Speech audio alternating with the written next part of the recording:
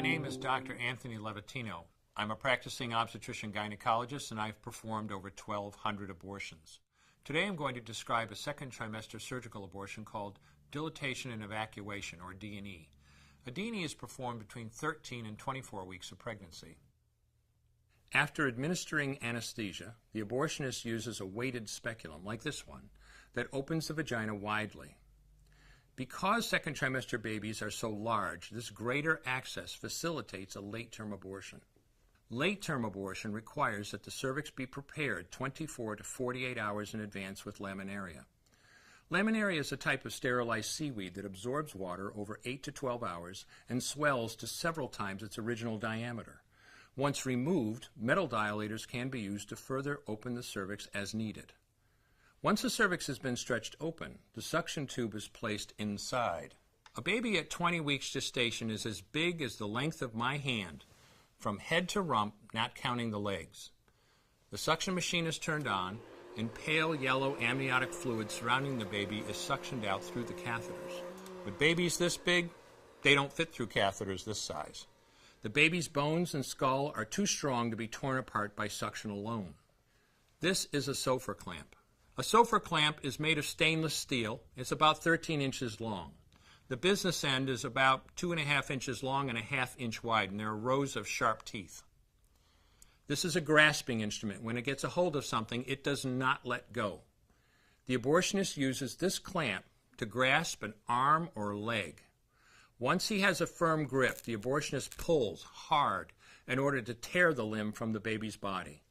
One by one, the rest of the limbs are removed, along with the intestines, the spine, and the heart and lungs. Usually the most difficult part of the procedure is extracting the baby's head, which is about the size of a large plum at 20 weeks. The head is grasped and crushed. The abortionist knows he has crushed the skull when a white substance comes out of the cervix. This was the baby's brains. The abortionist then removes skull pieces.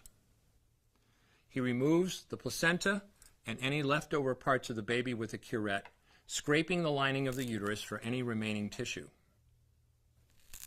The abortionist then collects the baby parts and reassembles them to make sure that there are 2 arms, 2 legs, and all the pieces.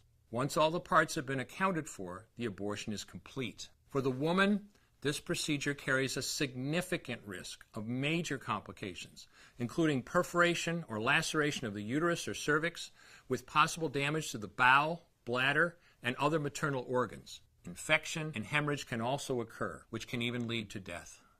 Future pregnancies are also at greater risk for loss or premature delivery due to abortion-related trauma and injury to the cervix. As I mentioned at the beginning, I'm Dr. Anthony Levatino, and in the early part of my career as an OBGYN, I performed over 1,200 abortions. One day, after completing one of those abortions, I looked at the remains of a preborn child whose life I had ended, and all I could see was someone's son or daughter.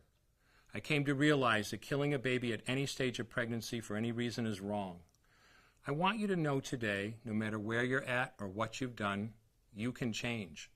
Make a decision today to protect the preborn. Thank you for your time. I will no longer do any more abortions.